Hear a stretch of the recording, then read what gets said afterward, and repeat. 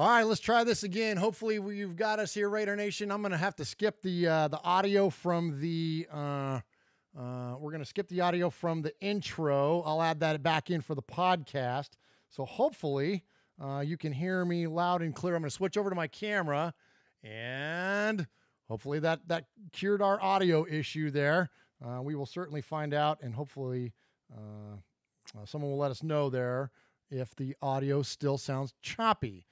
How do I sound there, guys? Everybody hear me okay there? Choppy audio. Come on, please no choppy audio. Loud and clear, Pirate says, hey, Uncle Mosh, we're official. Welcome to episode number 111 of Raiders Fan Radio. Oh, I'm sorry. Were you talking to me? I was taking a little nap. Yeah. So wake up, Uncle Mosh. Wake up, Uncle Mosh. Guys, I'm sorry. We've got some new equipment here, and we're still, obviously, we've got a couple of bugs to work out. But thank you so much for joining us. So I don't know what you did, but your actual picture. Yeah. You guys on the you guys out there in YouTube world, back me up. But it's clearer. It's actually, the picture is clearer. My picture is clearer? Your picture before, and the other one is up there too, so you'll go back and look at it. But your pictures, it's actually a clearer picture. So you can see clearly now the rain is gone? Yeah. There's no obstacles in your way? No. Am I the rainbow you've been waiting on? I don't know about all that. Q-Dog says you're 10-2, bro. All right. Yes, Adam, I was sleeping on the job. I took a short little nap, but I'm good. Yes, you did. So we got Uncle Mosh today. So thank you guys so much for joining us and being patient with us. Let me hit the chat one more time. I see Pirate in there, Herman Munster, Ichigo, Dirty 30, Running Bear, Adam Hill, of course, Ron, Sean Grogan, Chris Potts. Thank you guys so much for joining us here for another episode of Raiders Fan Radio. So before this whole thing, goes up in flames once again, let me welcome to Murf's Fan Cave, the one and only Uncle Mosh. Hey, it's good to be here. I joined the chat earlier because I was bored, and I found out that I told him last week we had great numbers. Every time we have audio issues at the beginning, we have great numbers. Yeah, it's like we give everybody a chance to kind of like find their way into the into the stream here or whatever. So yeah, absolutely. So and Sean piped in. He said, Murph, he says you still got a face meant for radio. Thank you very much. But it's much clearer face. Thank you, and you as well, Uncle Mosh. You got the HD, the Super HD working over there as well. I'm working it. I'm working it. Over there. All right, so thanks guys for joining us here for episode number 111 of Raiders Fan Radio. Got a lot to get to tonight. We're fired up tonight. We're gonna talk fast, move fast, because that's what we do. And there's so much content, even though it's the off season, man. It's like I always say, like when I go to work, like when do you say that? When I take a day off from work, I say just because I take a day off doesn't mean that things stop rolling. Like it keeps on going, man. Just because the Raiders season is over doesn't mean that that it's over here on Raiders Fan Radio. There's just so much to get to. And so I'm not even going to give you a rundown because it would take me 20 minutes to tell you what the rundown is here on the show. So we're just going to jump right into it. So first and foremost, welcome, thank you, and thank you to Uncle Mosh for joining me here in Murf's Fan Cave. Hey, glad to be here. Can't think of anywhere else I'd like to be on a Wednesday night at 6:53. Yeah. Than here with you. Thank you. Yeah. And you've been working all day. You've been working all day, getting after it all day long, and so I'm exhausted. Yeah, but you're exhausted and feisty. So thank you for still making. Well, Raiders Fan Radio. There's some stuff that just puts a burr under my saddle. And yeah, and we'll talk about it. We'll talk about all that. All right, so first, a little bit of housekeeping. You can always find our show at anywhere you can find a podcast, and of course, as you know, you can find us here on the YouTube. That is youtube.com/Murf's Fan Cave. And anywhere that you can find a podcast, like Apple Podcasts, you can find us there at Murf's Fan Cave. And Mosh, we have updated our app finally. So now when you find the app for Murf's Fan Cave and Raiders Fan Radio, it just says Murf's Fan Cave. That's MURFS Fan Cave. You can go to the Google Play Store and type in Murf's Fan Cave, and that gets you the app for free, and you get all the shows that are on our network. So that gets you this show, Raiders Fan Radio. That gets you the Fan Club Blitz with Splatterhead, Mikey and Fitz, and Chris Potts at the halftime show. And then that gets you, what else? Did I say Mondays with Mikey and Murphy? Mondays, you said you added Mikey to the. I had Mikey to the Fan Club Blitz. I'm all over the place. This audio thing got me all messed up. Anyways, you get our 3 shows. You know what they are.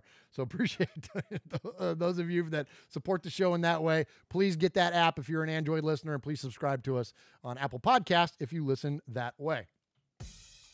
All right, boys and girls, pay attention. You got your old Uncle Mosh here with an update.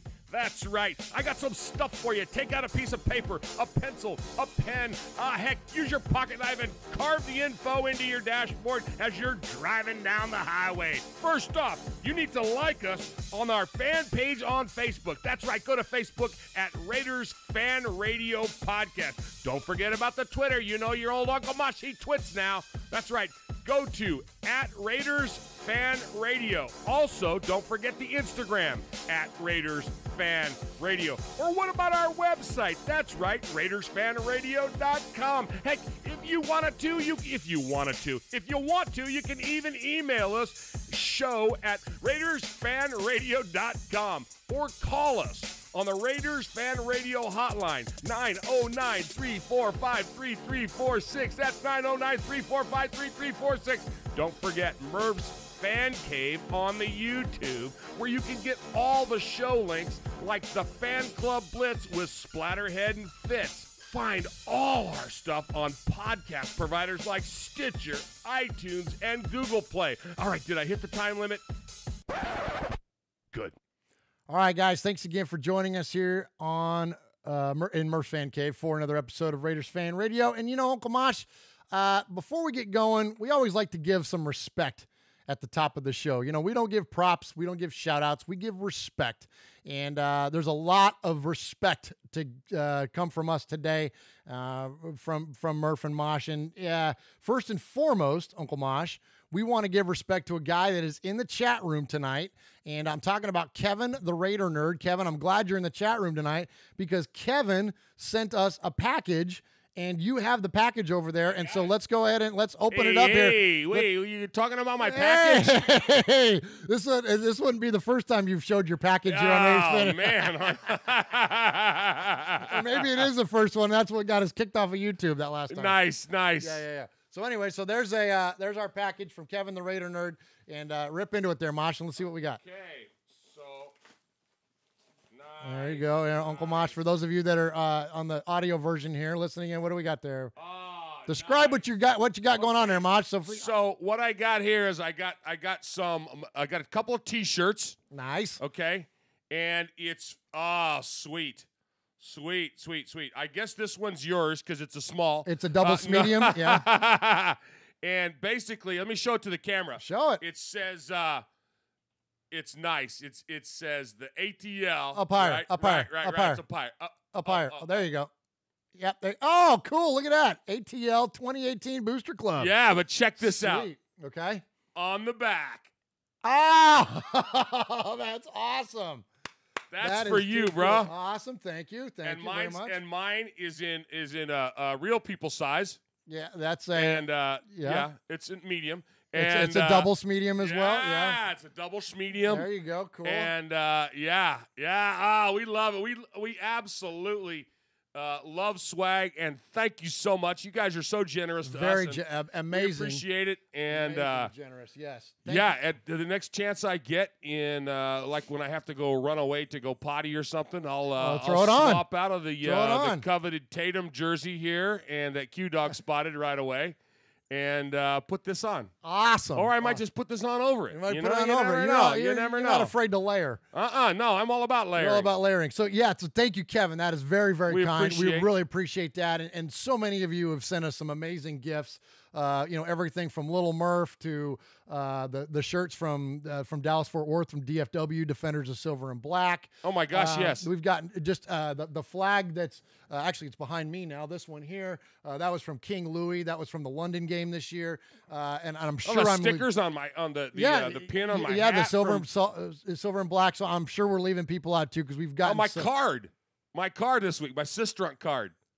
Yeah. Just When Johnny made you a graphic of Otis Sistrunk with a University of Mars card. Yeah. Incredible card. And so Well, so thank you, Kevin. And so while we're on that topic of people sending us stuff, and look, this is not, I'm not lobbying for people to send us stuff. You're very generous, and thank you. And please don't, whatever. I don't want people to be obligated to be sending us stuff.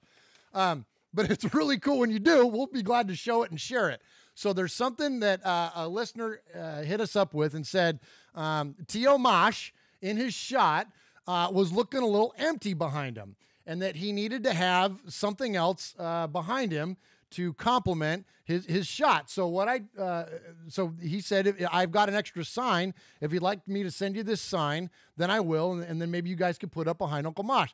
So gladly, we accepted this gift, and I've framed it and hung it up behind Uncle Mosh. And as soon as he gets his shirt on here, I will flip the camera over so you can see it. I'm going to flip it over. Here we go. You ready? Flip. All right, there you go. So now Uncle Mosh has got his ATL shirt, his ATL Booster Club shirt on. And then look at the sign behind him here. It's the welcome to Las Vegas Raiders, and it's really, really cool there. So thank you, listener Ruben. Appreciate you sharing appreciate you sharing that sign with us. And I put it over there next to the Stay in Oakland sign. And Mosh, I put up a picture of that, of the picture of the signs together on our socials earlier this week. And a lot of people said to me, well, isn't that kind of contradictory to have those? And my answer to that is no, because we embrace the entirety of the Raiders. We embrace their future, and we're not going to forget their past. I got that Stay in Oakland signed in Oakland, at the Oakland Coliseum, at a Raider game. I have a lot of memories tied to that sign. I'm not just going to dispatch it just because, they didn't stay in Oakland. So I think it's very appropriate to have the Welcome to Las Vegas sign over there with the Stay in Oakland sign. So again, we're all about inclusivity, not exclusivity. And we like it all, man. And we like it all. If it's Raider related, we like it. So, oh man, anyways, yeah. Absolutely. It's funny. The guys in the chat were picking on me a little bit, said that I look like Rex Ryan. I just want to go on record as saying Rex Ryan looks like me. Rex Ryan looks like you. That's and right. In fact, it was so funny because back when Rob Ryan. Yeah, not Rob. When Rob Ryan was the defensive coordinator for the Raiders. Right. You had long hair. Right, exactly. Just like he does. And it was you guys were a dead ringer for one another. It was crazy how much you looked alike. There's a picture of him wearing a headset on the sidelines, and his hair was wild, and my hair was a little bit longer than it is now, and of course it's Pete Koch colored, silver and black. And I sent it to my wife. I said, "Hey," and she goes, "Oh, are you doing a show tonight?" And I'm like, "Honey, that's not me." That's awesome. That's awesome. Yeah, Uncle Mosh definitely and Rob Ryan definitely look a lot like each other. Okay, so thank you to those who, thank you again, Kevin, and thank you, Ruben, for sending us those gifts. It's incredibly thoughtful of you, and we appreciate them. All right, next up, some respect that we want to give to. I want to give a quick little bit of respect to everybody that collaborated with us in 2018. The guys at the Fan Club Blitz that I mentioned earlier, Chris Potts, and Bill Mackey do the halftime show of the Fan Club Blitz. And then, of course, the hosts of that show are Chuck Splatterhead McCann, Tom, and Fitz. And so thank you to those of you, and you guys did a great job in 2018. The inaugural show that I didn't have anything to do with on the Murph's Fan Cave Network. You guys did a great job this year on the Fan Club Blitz. And thanks, Potts, for all the kind words you had to say for us and what Mosh and I do. We appreciate you, man. Feelings are mutual. And they gave you a lot of props, too, this week, Mosh, for being the official member of the New Jersey chapter of the Black Hole. So that's so huge. It's pretty cool, man. It's pretty cool. So thank you to you guys for being collaborators with us here in Murph's Fan Cave. And then also, of course, Mikey, Mikey's been such a huge influence on what we do, and especially with this whole YouTube thing. And he's become a good friend and a great collaborator. So I definitely want to give him respect. And had a great time working with him in 2018. We're kind of on hiatus now for the Mondays with Mikey and Murph show. Now that the season's over, we'll do it every month or so. But for right now, we're kind of taking a break from the weekly episodes. And then last, I want to thank Kevin from the Phantom Podcast Network. Kevin, the Raider Nerd. He and his co-host Kyle have been been very welcoming to me on their network, and we welcome them. Kevin has now been in the fan cave. He's the first official guest other than David Northrup to be here in the fan cave. So thank you to all of you that collaborated with us and worked with us here with Murf's Fan Cave and Raiders Fan Radio. Thank you guys very much. Yeah, and absolutely. The biggest thanks of all, biggest respect of all goes out to our fans. Because if it wasn't for our fans, we wouldn't be doing it. Absolutely, you know, and that's who we do it for. That's what it's all about. All the listeners, all the people in the chat right now, you guys are the best, and absolutely so. And really, if you think about it, they're collaborators as well. I mean, everybody in the chat room right now is a collaborator because we feed off of what you guys give us. So the more comments, you know, we're watching you and we're talking to you all week long, and then it just kind of all comes to a head here on every episode of Raiders Fan Radio. All right, one last one that I want to give out, Uncle Mosh, is as far as respect goes. I want to give respect to your other favorite nephew. That is the former co-host of this show, Sonny. As a lot of you know, Sonny left Raiders Fan Radio to take a break to focus on work, and part of his work is working with youth, and he was focusing on music, on a new music program that he developed for the youth that he works with.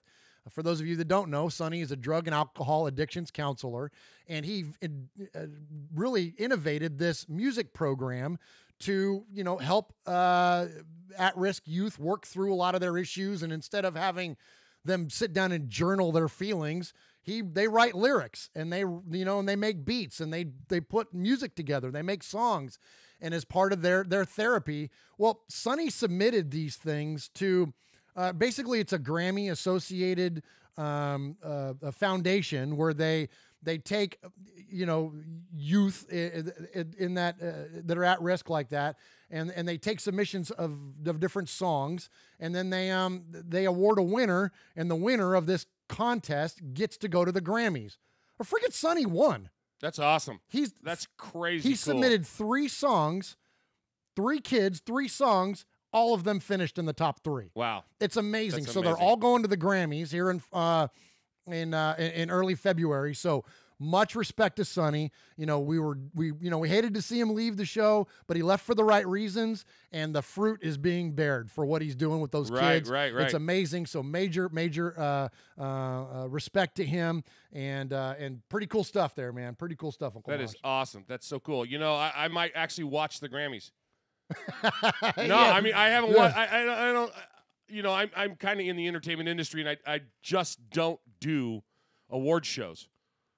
You know, I don't do them. I don't know. Yeah. I want to. If you want to do an award show and talk about what you're awarding, keep your politics out of it. Hey, I'm all over it. Yeah. You know, but I mean, it's probably been you don't do well with mixed messages. No, with man. anything. No, with nothing. With nothing. You know, I don't do subtext. You don't do subtext. No, man. Tell me what's on your mind and let's move on. Let's slug each other and then go eat a pizza. You know. So, but I would do it for Sonny. Absolutely. Family first. Absolutely. Good deal. And so, congratulations again to him. All right, last thing, Uncle Mosh, and then before we get into some real life Raider talk.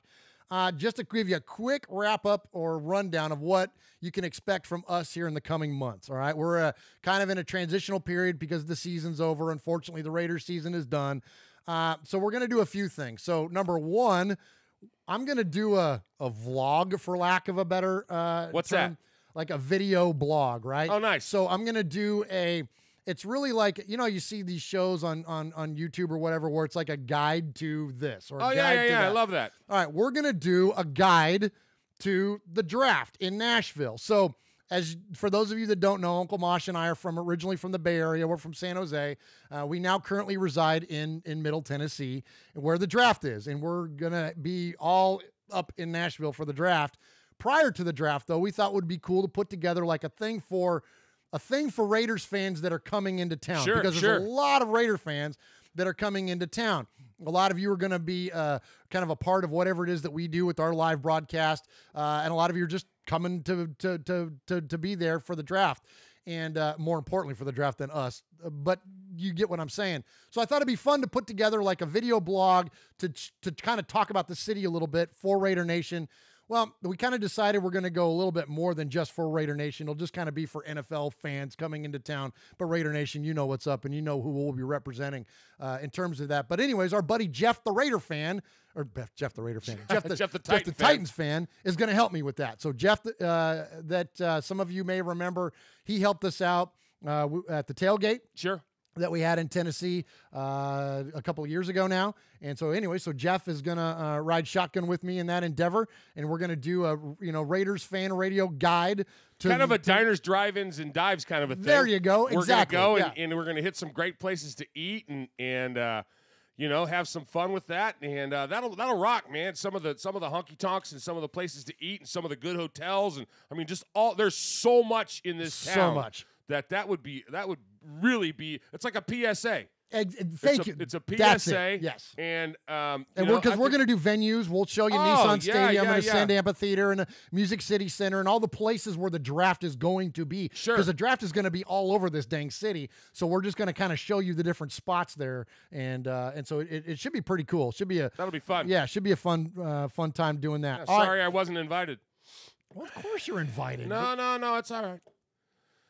Now, Uncle Mosh, I've got sick days. No, that's okay. Oh my gosh, you don't. Sonny used to do this to me, and I'd be like, "Dude, you're automatically invited to everything. Like, you don't have to wait for me to invite you." I know, right? Because we got family members that'll do that. Yeah, I know. Hey, yeah. how come you didn't come over? You mean for Christmas? Yeah, I wasn't invited. Oh, really? Yeah, you got to have an invite. You're automatically. I remember invited. one time when I was a kid, I was living with you guys. You were about 4. I was living with your mom and dad and you, and we were preparing for Thanksgiving, right? I mean, I was living there in your home. Yeah. And your mom goes, well, we're gonna have Grandma Lois over and Mike and Uncle Bruz, and we're gonna have all these people over. And I'm like, oh, cool. And she goes, you need to bring beans. Excuse me, I live here. I pay my portion of the food. What do you mean I got to bring beans? I got to bring beans. I got some beans for you. Oh, my gosh. All right, one last thing real fast. For those of you who remember last year, we did an episode right at the end of the season called The Fannies. The Fannies are our awards. So speaking of award shows, that's our award shows, the Raiders Fan Radio Fannies. It's a very tongue-in-cheek look back at the season, and we had some really, really fun awards. I watched that one. You watched that one, yeah. And it was great, man. We had a lot of fun putting the Fannies together. Uncle Mosh and I are going to do another episode of the Fannies. We'll have that coming, but we're not going to do it until after the NFL season is done. Sure. There's still so much content going on, still so much to talk about in terms of the Raiders that we didn't want to interrupt that by doing our own little shtick. We'll wait till there's no news at all, then we'll go and we'll do our little shtick. And that's when we'll get some of those things that you guys have been asking for. Q's asked for a handful of, hey, that guy would be good on tailgating too much and stuff like that. So we're going to go ahead and save some of those and put some of those together and wait until we have a little bit more time to work on that. Absolutely. All right, Uncle Mosh, let's go ahead and let's jump into some Raiders content here. Thank you to those of you that are joining us here on the episode. I see Haley Mew in there, Hardcore Raider, Running Bear, Aaron the Q-Dog Raider, Chris Potts, Watts Raider, KSTK, Art Rodriguez. Appreciate all of you joining us here for Raiders Fan Radio. All right, Uncle Mosh, today's date is January 9th, so the prelude to 8. 1919. It is 1919. It's 1919. 1919. So the prelude to 1919 is 1819, and 18 January 8th was the anniversary of the Raiders winning the AFC Championship in 1981 when we beat the Seattle Seahawks. This is Tom Flores' first Super Bowl appearance. We're going to talk a lot about Flores tonight. This was also Jim Plunkett's first Super Bowl. No, actually, I'm off. No, you're a little off kilter today. Gosh, bless it. I know I got all messed up. 84. This was our second one for Flores, second one for Jim Plunkett. Anyways, I'm just going to play the audio while I gather my sorts. The next week in the AFC Championship against the Seahawks, he remained unstoppable. Go, Marcus. Hang on to it, baby. All right. His 216 yards from scrimmage helped the Raiders get their revenge on Seattle. We had lost to Seattle twice. We took that as we'd gotten our ass kicked. and it was time for redemption.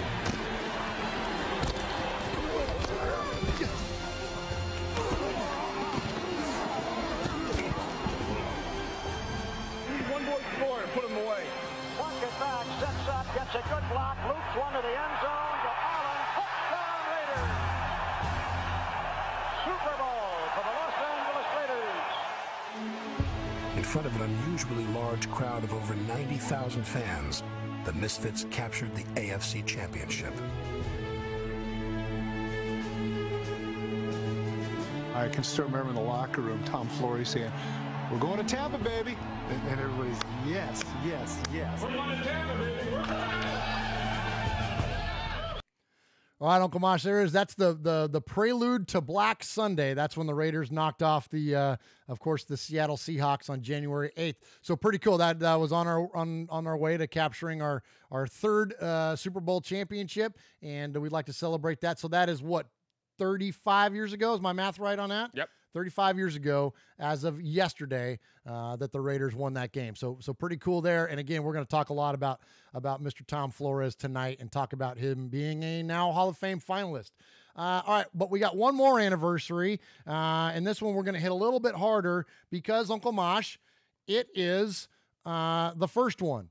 And that is January 9th, 1977, 42 years ago today. Wow. The Raiders won their very first championship, their very first Super Bowl against the Minnesota Vikings, and just, dominated the Vikings, dominated your buddy Francis. And, what do you remember about that? Before we get to the audio of it, this is 77, so you're what? I'm living with you. You're 4. You're in high school, right? Yeah. I'm a senior in high school. We're living on Hummingbird Drive in San Jose, California. 909 Hummingbird Drive. I still remember that. Yeah. Yeah, and we watched it. That it was January night, only 2 months, almost 2 months after your mom tried to make me bring beans for dinner. But we watched it on your couch. Oh, nice. Nice. Yeah. That's awesome. So totally remember. That's awesome. Well, let's go ahead. Let's hear. I don't remember this game. I remember it from NFL films is the only way that I remember it because I was 4 years old. But man, it's going back and they do the series now, America's Game, and they go back and redo Super Bowls. And, normally we're John Facenda, old Sure. NFL films guys. But man, the one that they did for this America's Game, it's Lawrence Fishburne. And, there's a little inside baseball for you. When we do audio recordings, we watch the audio wave. Right, as right. it comes in, and anything above the line is treble, and anything below the line is bass. Okay, so when you listen to somebody talk, like you and I typically hover around the middle, and we have some that drops below because we have kind of bassy voice. When you watch Lawrence Fishburne, it's all down here. It's amazing. So, anyways, let's listen to Lawrence Fishburne and the 77 Oakland Raiders, 77 Super Bowl. The Oakland Raiders arrived at Super Bowl 11 on the threshold of greatness. A victory would cap one of the most remarkable seasons in the history of the game. Standing between the Raiders and their destiny were the Minnesota Vikings, another team that couldn't win the big one. So here it is, the battle between two denied teams. The Vikings, who have 3 times been to the Super Bowl, never a winner. The Raiders 6 times on the threshold, not getting here. These are hungry football teams, and the world waits to find out who's going to wear that Super Bowl ring.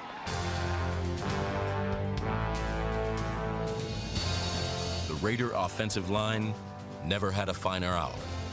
Gene Upshaw and Art Shell chewed up Minnesota's Purple People Eaters, and Oakland rolled up more rushing yards than any team in Super Bowl history.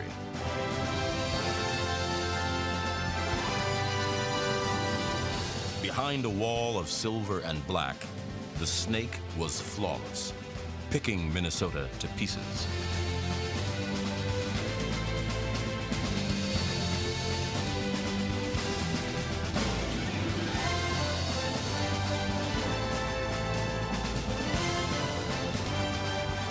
A brilliant work of art by the master of his position.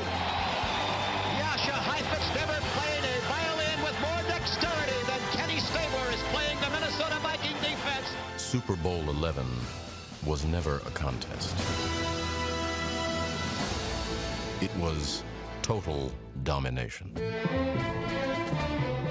This Silver and Black Sunday had been a long time coming. After 16 victories and just one defeat, the greatness of the Raiders was undeniable, and ageless cornerback Willie Brown carried them into history. He's going all the way! Old Man Willie!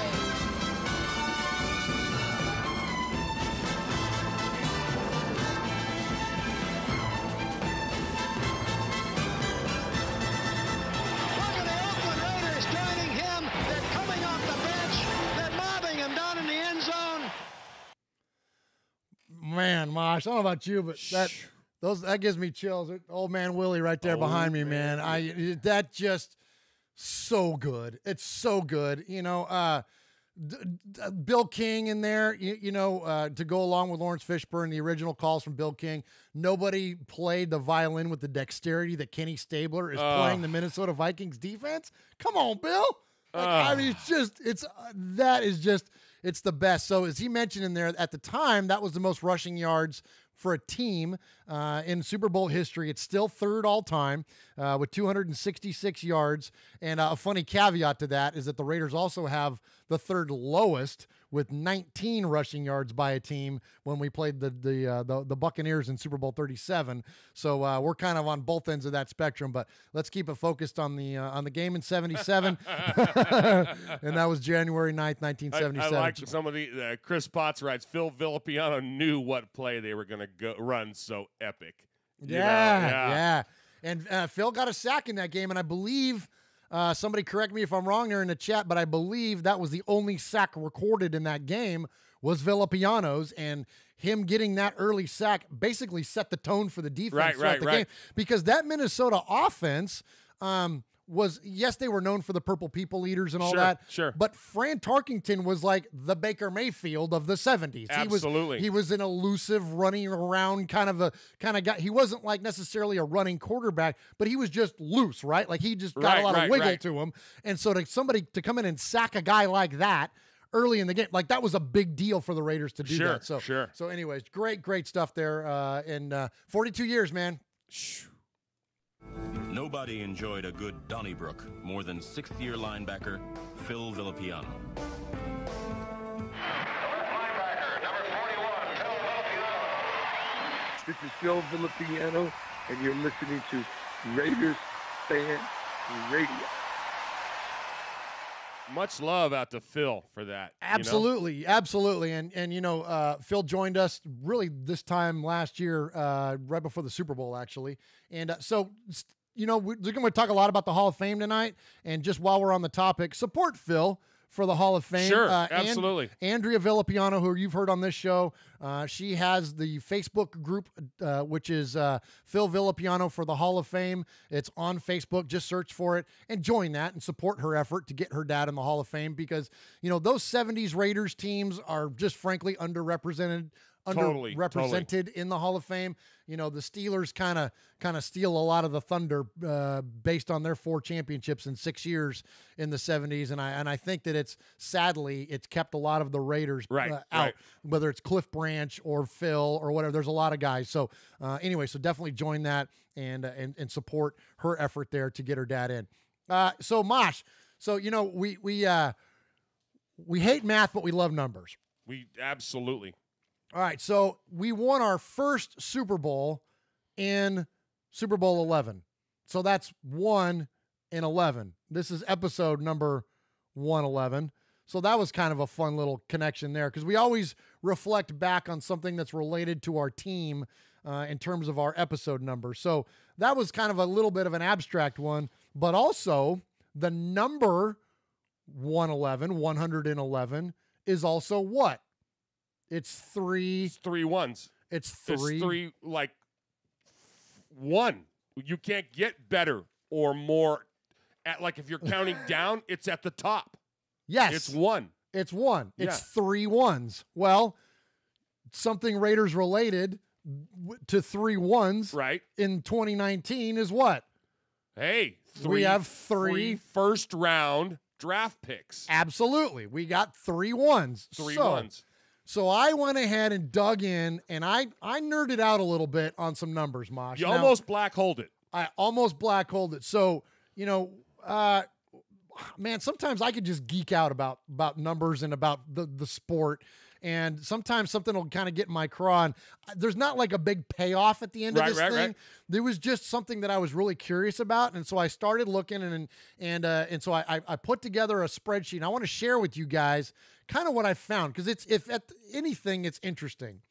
So in terms of 3-1s, episode number 111, in terms of 3-1s and our 3 draft picks in the first round, I wanted to look and see if there were how many times in the NFL teams had 3 first-round picks in a draft, and what was the result of that team in the subsequent years. So after they had their 3 after rounds. they had their 3 picks. Okay. It. So there is 1, 2, 3, 4, 5, 6, 7, 8, 9, 10, 11, 12, 13, 14. There's 15 teams that in the Super Bowl era, I didn't go back before that.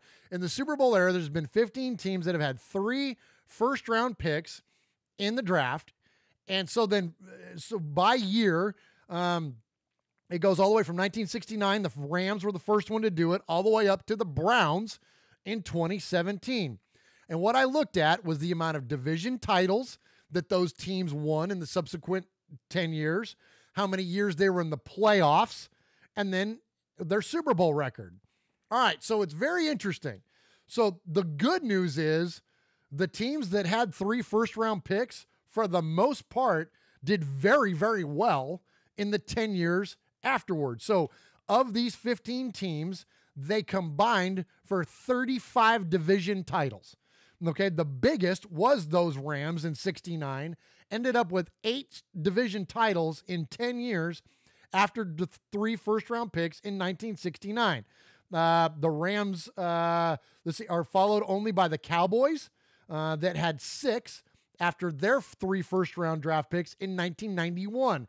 As we know, that was the draft that kind of helped kind of kick off the then dynasty of the Cowboys. Now there's the Herschel Walker draft, because they got all these draft picks in the Herschel Walker trade, right?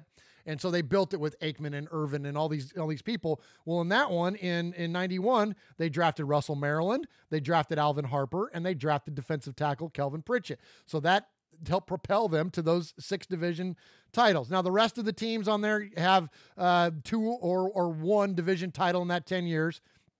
But in terms of playoffs, but in these 15 teams, they combined for 55 playoff years. Now, that's not playoff appearances. I didn't count it as like, okay, you won a game, and then you went and played another game, and you won it. This is years. So there's 55 collective years of playoffs. I'm starting to carve my initials in the desk like I did in 8th grade math. Hey, this is cool stuff. All right, so 55. All right, so the Rams had those 8 playoff years. The Patriots in 76, they had 5 playoff years. The Cowboys had 8. The Jets had 6, right? There's a lot of playoff years. Now we go to Super Bowl record. Okay. There is 8 total Super Bowl appearances between these 15 teams and a record of 3-5. Because the Cowboys won those 3 Super Bowls. Oh, my God, you're killing me. After drafted in 1991. All right, so Raiders. All right, so here's what's Raidery about it. The Raiders are on this list. Okay. The Raiders had 3 first-round picks in 1988. Right. Their first pick, do you remember who they drafted? I got a cheat sheet in front of me. But it was a wide receiver, Timmy Brown. Timmy Brown, that's right. We drafted Timmy Brown, Terry McDaniel, defensive back, and defensive tackle Scott Davis. Now, those 3 guys were drafted by the Raiders, but there's a lot of Raiders on this list. I mentioned Russell Maryland. Kerry Collins was drafted in the first round of the Panthers' 3 draft picks. Cordell Patterson, and then the biggest name on this list was in 1984. The Bengals had 3 first-round picks, and with their second pick, who'd they get? Pete Koch. Pete Koch. You're killing me. Hey, you're killing me. But my guys in the chat are going, what's Murf talking about? I know what he's talking about, but what's he talking about? It's off season, fellas. What my point is this, and here's the whole point of all this. The reason I put all these get to it. teams that have 3 first-round picks typically find playoff success in the subsequent years with a it's much more frequent that you'll find yourself in the postseason. Hit the damn sound button and get me out of this segment, Uncle Mosh. Sometimes I just love to watch you flounder. Hey, this is Pete Koch, former Los Angeles Raiders. Yeah, back in the old days, baby. And you're listening to Murf and Uncle Mosh, who happens to have the same hair as me. Check it out, Raiders Fan Radio. That was fun there, Murph. You know the best part? We're all busting your balls about that, and I don't know how many hours you spent. You stayed up really late on that, didn't you? I did. I spent a lot because you had things highlighted, not with just with one of these. You had things, and I'm holding up a highlighter. You had things that were like bolded and high. Yeah. That you were italicized. Yeah, I thought that was good. I thought that was going to go a lot differently. I thought, some ideas are better on paper, literally, than they are in action. So Chris Potts writes, flopping like a fish out of water. Oh, my gosh, I'm sorry. I tried. B-Dog 50. I already had math class at 8 this morning, man. No mo, he says. I'm sorry. I tried, guys. I tried. Look. Okay, they're not all winners. Okay. Yeah, they're not all winners. A lot of that's on me because I got the button over here. I should have hit. I know, but I was having a way because what they don't get is you're sweating right now. I am sweating right now. I just fell on my face verbally there. Yeah. This just in. What? I heard on the news this morning. This goes out specifically to my bros in Raider Nation and on the chat. They opened up a new restaurant in Nashville. Yeah. Called Meat Sweats. Oh my gosh. I got the meat sweats right now. I know. That's what reminded me of it. Oh my gosh. All right, Uncle Mosh. Let's move on. Let's get to some stadium news.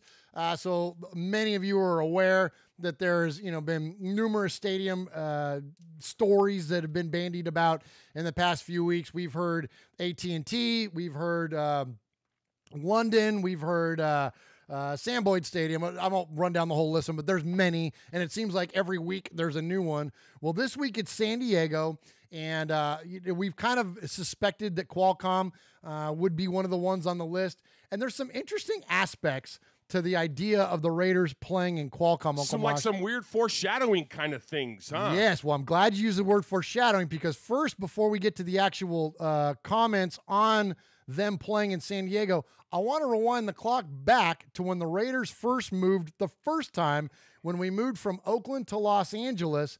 And Paul McGuire, longtime color commentator for the NFL, had Al Davis in the booth, and you could tell it's a little bit of a some of the audio quality isn't the best on this recording, but you can hear what Al has to say loud and clear, and it's eerily similar. And the reason I wanted to play this for you guys is that when you hear the stadium topic come up and people still even push back on the idea of the Raiders leaving and all that, I want you to listen to Al, okay? This is 30 plus years ago, and some of the things that he's saying could be translated to today.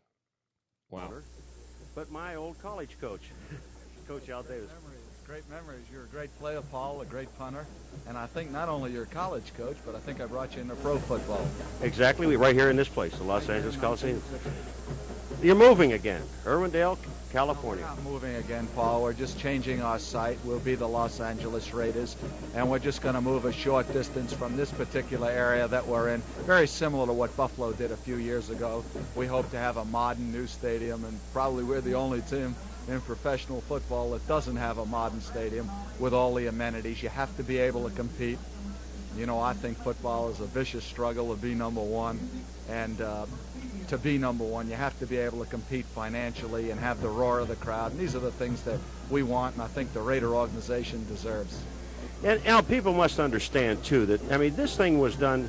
There was enough warning here. They knew what the Raiders needed and the Raiders wanted, and things were promised to you that were supposed to be done that were never done. Well, that's over the dam now. No, they reneged, they breached, they damaged us, they didn't do the things they promised, but that's kind of normal with political bodies that run cities. Walter O'Malley many years ago said, the city that gets you doesn't win you. It's the city that got you that loses you. We think we're a great team. We've had the best record in professional sports the last 25 years, and we think we're deserving of a great stadium. But right now, we really want to get committed back to that football because we've got to get the Raiders on track and get us back to winning, get us back to playing great. Bo Jackson. Well, great young player.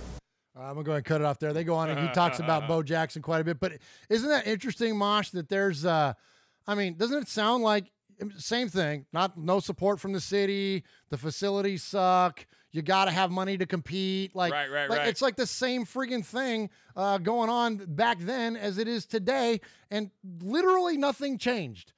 They moved to Los Angeles and back to Oakland, and literally nothing changed from that. It's just...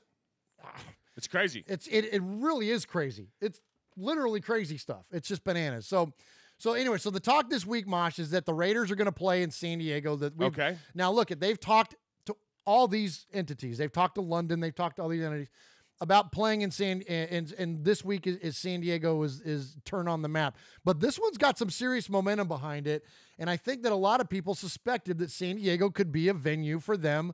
Not only because does it get them one out of the Bay Area, but it's still close enough proximity that they could keep their offices and practice facilities in the Bay Area and then just travel to Qualcomm, travel to San Diego for their games. So I want to give props to 97.3 The Fan in San Diego, and we have a lot of San Diego listeners, Mojo and whatnot. So this may be your local sports talk station. I wasn't aware of this station, until it showed up with this story. But anyways, they're kind of revealing the inside track on this story live on their show. And this just came out yesterday. Oh, this is cool. Yeah.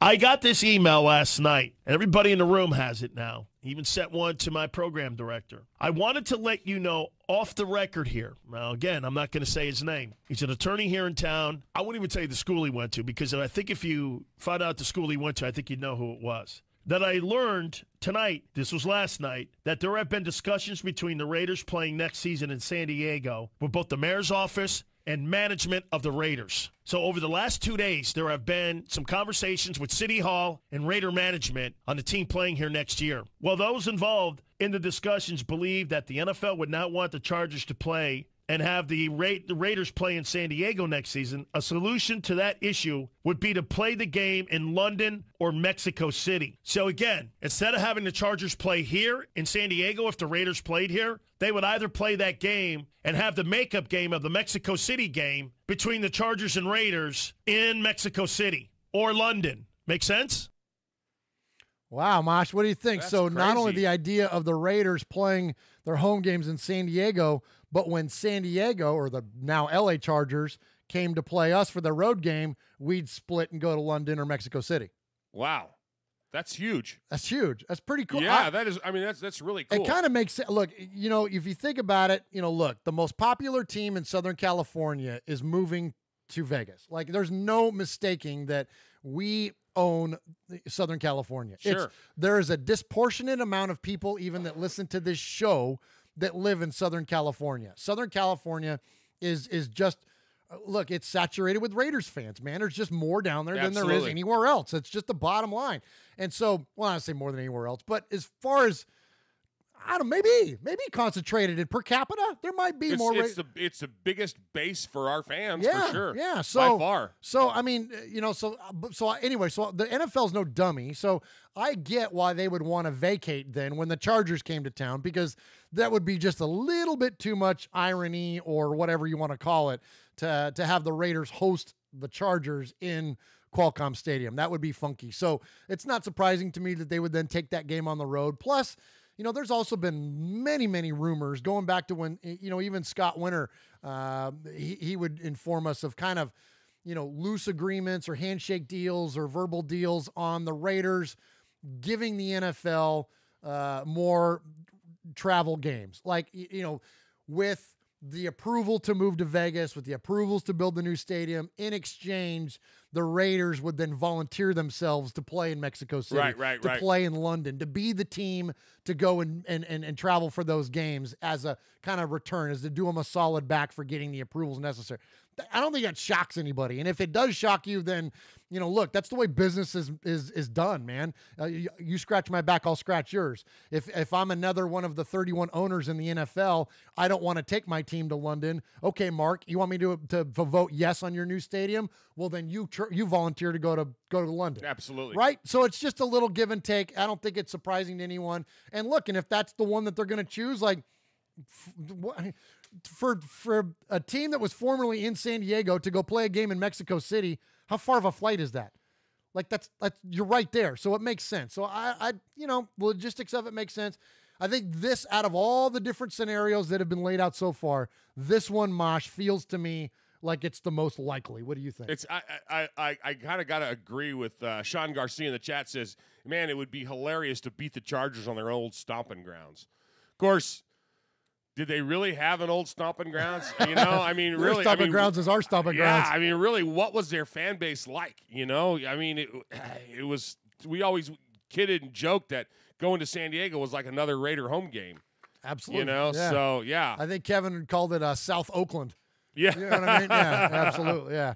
So anyway, so pretty interesting there. All right. You want to hit, I know we don't have one planned, or you want to hit an audio cue before we get into our next thing? I see here on the chat, and I'll hit the chat real quick. Sean Garcia, Joseph Morales, Ease Raider, Hardcore Raider, Sean Grogan, Zeke, appreciate Bobby Wasabi, appreciate all of you, KSTK, Ashton, appreciate all of you joining us here on the chat for this episode of Raiders Fan Radio. Yeah, I got a good one here. This kind of leads up to our next perfect episode. This is Kevin, the Raider Nerd, live at the Oakland Raiders tailgate. Raiders! We got Gorilla. Say got Uncle Mosh and Murf. I love you guys. Much love from the black hole, baby. Just win.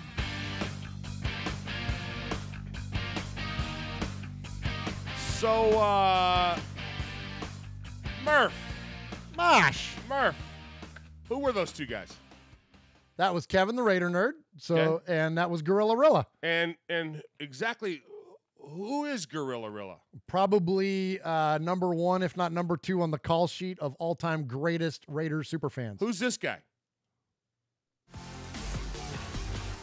You're listening to The Violator, and I'm live on Raiders Fan Radio. Where you at, baby? So you got Kevin, the Raider Nerd. Yeah. Who's got an amazing costume. Oh, he's like a Mandalorian Star Wars Raider guy. You got, it's awesome. Yes. Gorilla. Yes. And you got the Violator. Yes. So arguably, you got three of the easily top 10 super fans, maybe even top 5. Well, for sure, and no For offense sure to two Kevin. of- for sure two Kevin, of we them. love you to death. We but do love Gorilla Kevin. and Violator are 1 and 2 to me. You can figure out the order on your own. Right. But they're 1 and 1A. Like that's and these guys are cutting commercials for us. yeah. They're So I would venture to say that they are as much fans of ours as we are fans of theirs. Sure. I mean, we've had. So explain to me. I don't know about that, but yeah. Explain to me why this guy, Dr. Death, has got a case of the ass for you. All right. Why is he all rosy red cheeks about everything that's going on? You know, what's happening here? All right. I'd like to keep this brief because I don't want to be a story. I don't want to make our show about me. That's not a tactic nor a bit of content that I think is interesting, frankly. So I'm going to do this, and then we're going to move on from it. And I'm glad you asked it because I feel it's appropriate to address. For those of you that listen to all of our stuff, we do another show here called Mondays with Mikey and Murf. I get on Mikey's YouTube channel and we do a show together, a part in the interruption version of the Raiders, Sure. if you like, and we're both nothing but fans. And so anyway, so we do this, and Mikey has a rundown. He has a list of stories that we go over, and one of the stories that he had on his rundown this last week was about Dr. Death. Dr. Death, the fan, not the player, not Skip Thomas, number 26, but the fan that took that name and made it his own moniker and whatnot. All right, so I had some pretty aggressive words for that Dr. Death. His name is Ray, so I'm going to call him Ray. because he's not Dr. Death. So I had some aggressive words for Ray, and Ray took umbrage with my position on his recent actions, on some of the things that he's done, not only just recently, frankly, but for a long while now, as far as his actions and being divisive in the fandom and his rallying against the Raiders and his disassociation from the team and his basically this big rallying cry against the Raiders and everything Raiders related. Okay. So it being that it was on the rundown, this wasn't premeditated. Mikey just had it as a topic. And I don't think even Mikey was aware of the history that we had with this guy. And it came out of me. You had interviewed him before. I've interviewed him twice. Yeah. Twice.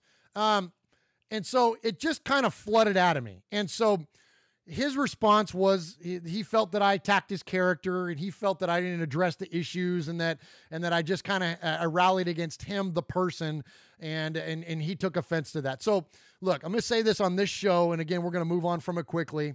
I apologize for attacking his character. Okay. It was not my intention to attack someone's character. That's not how we roll. That's not what we do. And that's not what I want to be known for, or our show to be known for. We are positive guys. We keep it positive. And I don't want to be the guy that bitches about other people on their social media. But what I don't apologize for is that I don't apologize for rallying against his actions. Right. Raider Nation doesn't need me to be its defender, but I got a microphone and an opinion, and I'm passionate as hell about this fan base. And if you come after us, you're going to hear from me. And it's just absolutely ridiculous, a lot of the things that he has done, his actions. He is a person, maybe the nicest guy in the world, and I'd probably have a non-alcoholic beer with him and a steak or whatever the hell else, right? But as far as what he does, Uncle Mosh, I don't condone it. I don't appreciate it. And yes, I'm going to call it out because, and look, and I'm not going to assault his character, but if what he does, his actions dictate to who he becomes as a person, well, then they're one and the same. Then they're one and the same. And that's on him, not on you. And there it is. Oh. You got a soundbite for us there? That was an off-air. Oh my gosh. Hey everybody, this is Johnny Spencer from the punk rock band Stringer, and you're listening to Raiders Fan Radio with Murf and Uncle Mosh. Go Raiders, baby.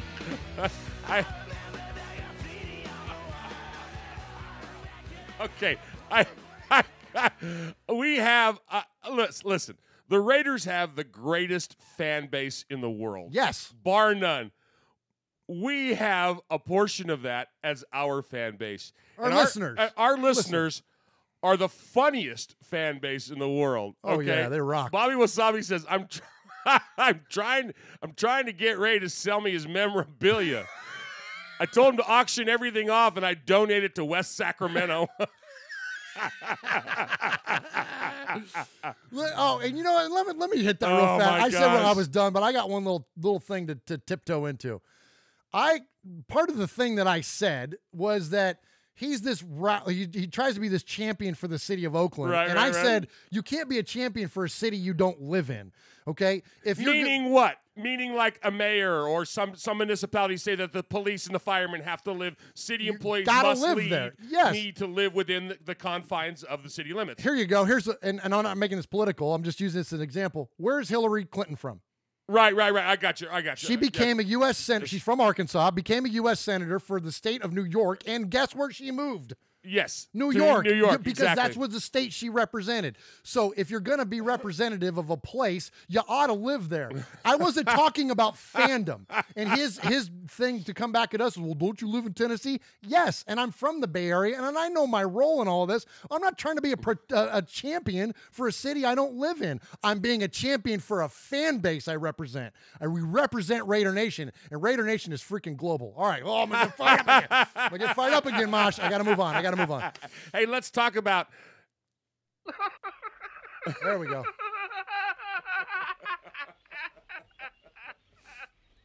And now for something completely different. Hey, thank you, Mosh. Oh my gosh, it's just funny. I just love that our fans They just, first of all, you don't want to fire Q-Dog up. He's already said. Is he wound up? He said he's taking the contract. He said, I love it. Dr. Death is the Celine Dion of Raider Nation. Oh, my gosh. That's awesome. She's That's so awesome. funny. Our folks are so funny. Love you guys. Tell me about Tom Flores. All right, let's go. Let's talk some more Raiders news here. So Tom Flores has become a finalist for the Pro Football Hall of Fame. Wait. Oh my gosh! Go ahead. Ron called him the Milli Vanilli of Raider fans. I'm sorry. I'm dying over here. I got to quit reading this stuff. Yeah, me too. Oh my gosh, you got me laughing on that one. Oh my goodness. I'm all heated up. We're having too much fun. Okay. I'm all heated up. All right. Talk to me about Flores. All right. So first, because look at Joseph Morales there in the chat. Sometimes not only are you guys funny, but you're on point. So Joseph Morales says Hayes and Haynes. So he's talking about maybe in relation to them both being in the Hall of Fame. Of course, Mike Haynes is, but also Uncle Mosh. I have some audio of Cliff Branch and Lester Hayes talking about Tom Flores and about whether he's worthy of being in the Hall of Fame. So let's go ahead and listen to that first. Tom had a different coaching style than John Madden because John was a very physical presence on the side, running up and down the field, where Tom was more cool and collected. And his approach was a lot different for John, but he was a great leader. There was a lot of trust, there was a lot of love, and Coach Flores' teams always won. We were the best team. We deserve to be world champions. I'm proud of you.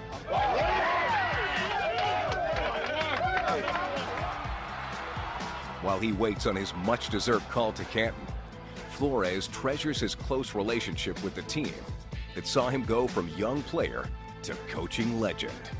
Raider Nation coach Tom Flores. Silver and black means a lifetime really. A lifetime of excitement, joy. Overall, it was a great journey of happiness. All right, pretty cool testimony there from the players that played for Coach Flores. So, Mosh, we're all about being accountable for the things that we say. We're never going to be the kind of podcasters or videocasters, whatever the heck we are, they're going to dodge or pretend like we don't say certain things. And, when confronted with this question last year, I said, I don't think Tom Flores was Hall of Fame worthy. Now, the context of my statement was based on the entirety of his coaching career because, frankly, he didn't do very well when he went on to Seattle. So after he came out of the Al Davis regime, he really didn't find nearly the same success with the Seahawks and had a pretty bad record. We got an issue. We've reset. Chris just popped in and said, "What happened?" I don't know. We're still recording though. We're going live here, so we just gotta keep it rolling. Thanks, guys, for letting us know, and I'm sorry that it's buffering there, but it'll do its own thing, Uncle Mosh. Yeah. I'm just telling you. Okay, here we go, and we're back. Okay, so you stuck a fork in my train of thought there, Mosh. Okay, excuse the fork out of me. I was on a roll. I don't remember what that guy said. Q-Dog said he thought the FCC got furloughed. we don't get overly political, but that's funny. That's pretty funny. I don't care who you are. That's pretty funny. All right. So the narrative around Tom Flores is beginning to change. It's not about the entirety of his career. It's about his Raiders career. Sure. And even more importantly, the barriers he broke, being the first minority head coach, being the first to win a Super Bowl, all those things. Right, exactly. Right. So that's the cool stuff that's going on around Tom Flores. And they were talking about it on Good Morning Football this last week, and I thought these guys put it pretty well. I want to talk about former head coach of the Los Angeles Raiders, Tom Flores. Tom Flores doesn't come to mind like Al Davis or John Madden, but Tom Flores is one of the most accomplished NFL coaches of all time and is rarely mentioned in that conversation. Guys, let me just give you some numbers. You had a blind resume here. Tom Flores' career winning percentage with the Raiders was higher than Bill Walsh's with the 49ers, higher than Chuck Knowles with the Steelers, and higher than Tom Landry's with the Cowboys. He won 2 Super Bowls as head coach. He's one of just 3 men in the world to have coached 2 Super Bowl champions and not be in the Hall of Fame. He was also the first Latino starting quarterback in all of professional football when he joined the Raiders in 1960. And oh yeah, was the first minority coach to win a Super Bowl when they led the Raiders to the Super Bowl in Super Bowl 15. Look, he's being hoisted here. We know Al Davis. We know John Madden. Tom Flores won 2 Super Bowls. Look at this career resume. 5 playoff appearances, went all those years straight from 82 to 85. 3 AFC West titles and 2 Super Bowl titles. Wow. The guy has the resume, all right? So good. But maybe Tom Flores. What's missing? What's missing? I don't. Tell me. What's missing? Why isn't he in?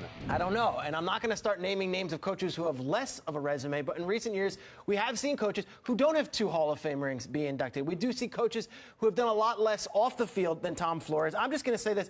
Sometimes names just don't get mentioned. Yeah. And they get left by the wayside. Maybe they're not self-promoters. Maybe they're not out there in the media as much. I don't know the reason, but I'm going to make the case for Tom Flores. I know this is a very passionate thing for Mark Davis and the Raiders organization right now that his name isn't being mentioned. And again, we know about the players. We know a lot of times about the owners and the visionaries. But sometimes these coaches get left by the wayside when it comes to Canton. So I'm just going to put it out there. Forget the impact of, 2 Super Bowls, all that. The first Latino player ever to start in the NFL at quarterback, the first minority coach to win a Super Bowl, and look at the doors that he opened there. So Tom Flores, I'm going to put his name out there. You're going to know all the players. Those teams were legendary, the 80 and 83 Raiders, but I'm going to say this coach deserves his place in Canton. All right, pretty good stuff, huh, Mosh? Isn't that great? I would go back to one of and they kind of just glossed over it. Flores has winning records over Don Shula, Don Coryell, Chuck Noll, Tom Landry, and Bill Walsh. Yeah, pretty cool. So, one of the things that I like to consider in terms of Hall of Fame consideration, because it's hard to compare eras. It's hard to say this guy would have done that. It's like when you say, if Dan Marino plays in today's NFL, what does he do? Well, we don't know because his NFL was different than today's NFL. Otto Graham's NFL was different than today's NFL. What defenses were played? What does Jack Tatum do in today's defense? We just don't know. So it's hard to consider that. So I think when you're looking at a player historically, or now in this case, a coach historically, to me, the question is always this: were they the best at what they did in the time in which they did it, and how did they compare to their peers? So was Jerry Rice the best wide receiver in the time that he played? Yes. Was Deion Sanders the best cornerback in the time in which he played? Yes. Was, you know what I mean? You can go on and on. Was whatever. I'm trying to think of a good Raiders examples. There's numerous, but was Stabler among the best of the quarterbacks that played in his era? Yes. Were there others? Greasy and Bradshaw and them? Yes, they were great too. Right. But he's in the elite of the elite, right? So modern day NFL, it's Brady, it's Breeze, those guys are going to be in the Hall of Fame. So was Tom Flores the best at what he did during the time in which he coached? You just said he's got winning records against other guys who are in the Hall of Frickin' Fame. Yeah. Now, Don Coryell is not in there yet, but he's not even on our list. But Don Coryell is also going to be a finalist for the Hall of Fame, and he had a winning record against Coryell too. Now, some of what Flores did can be overshadowed by Al, because Al is the brains behind the Raiders. He was the GM. He was questionable whether he made any coaching decisions or influences or whatnot. But that aside doesn't matter to me, because Flores was the guy on the sideline. So I'm even willing to take that out of the conversation as well. Flores was the rebound girlfriend. Even the players talked about it. The difference between he and Madden. Right. And so, here this guy comes in with a completely different style, but it's a style that worked. Absolutely. You know what I'm saying? He had longevity with the team. It worked. It was something that produced wins. It got the W's. There was folks we talk ad nauseum about how long it took for Stabler to get in. Oh my gosh. Okay, but too long. So much of that comes from, and I'm not pulling a Mikey here because I'm not going all like conspiracy theory, but when you are the most hated team and the most loved team, because love and hate actually, and the big cycle of things are really close together, there is some stuff that's gonna happen. And that's part of it, is some of your folks are gonna get shunned. Some of your folks are gonna get pushed to the side. We saw that with Kenny. We saw you with know, Kenny. and we see it with Cliff Branch. We see it with Plunkett. Branch. Oh my God! Yeah, right. We see it again and again and again. But you know what? If you were to talk to those guys, they didn't play for the Hall of Fame. No, they played for the Raiders. That's exactly right. And so, the great points, Mosh. And, one other thing to consider, and there's a lot of things, frankly, to consider. You can't tell the history of the inclusivity of the NFL without Tom Flores. I think that is a very significant reason there.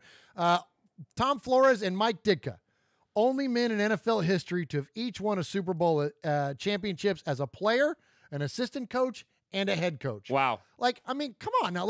And that's the other thing about the Hall of Fame. Can you tell the story of the NFL without this player or this person? Right. Can you tell a full story of the league without that person involved? The answer to that question is no. I mean, you can't tell the story of the NFL without Tom Flores. So, even though, again, early on I said, well, I'm not sure if he's Hall of Fame worthy. Well, I made the mistake of looking at just numbers. I didn't look at it within the context of his numbers, when he did it, the significance of what he did as a player and as an assistant coach, how he fit onto the entire lexicon and the inclusivity of the NFL. This guy's a freaking Hall of Famer, and that's man. why It's a slam dunk. And that's the problem with some of these organizations that want to give you accolades, is that when you get so far removed from them, that all of a sudden people forget the game was different when Flores was coaching. Yes. The game was different when Marino was throwing the ball. The game was different. That's why we don't go back. There's a window for them to get put in. That and I mean, we look at Pete. Pete Villapiano. Phil.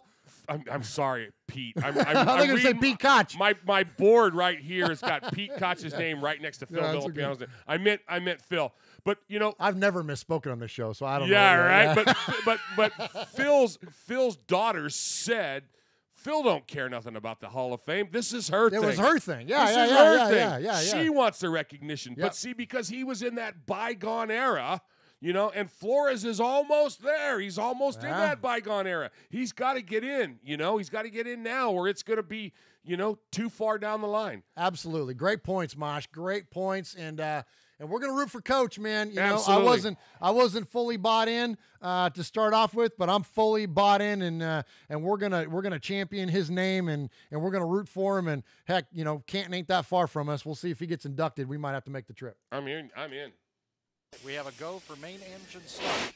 And we have main engine start. 2, 1. Booster ignition and liftoff of Discovery. Hello, I'm astronaut Jose Hernandez, and you're listening to Raiders Fan Radio.